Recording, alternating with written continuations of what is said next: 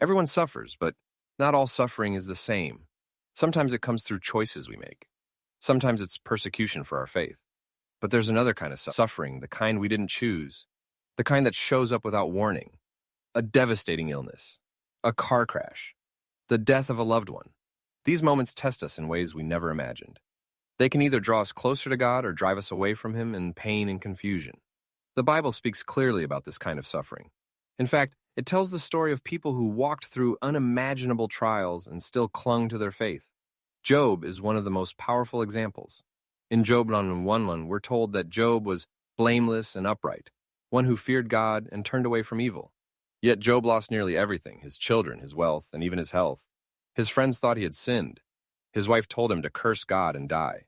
But Job responded in Job 13:15, "Though he slay me, I will hope in him."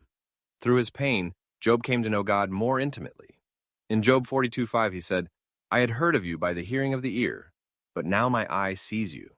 Then there's Joseph, sold into slavery by his own brothers, falsely accused, and thrown into prison. Joseph spent years suffering for things he didn't do, but God never left him.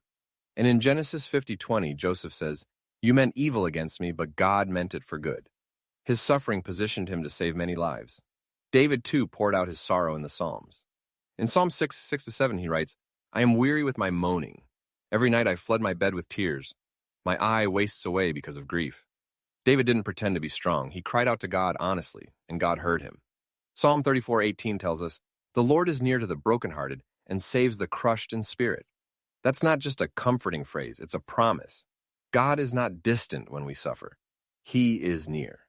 He walks with us through the pain. We also see this in the story of Naomi in the book of Ruth.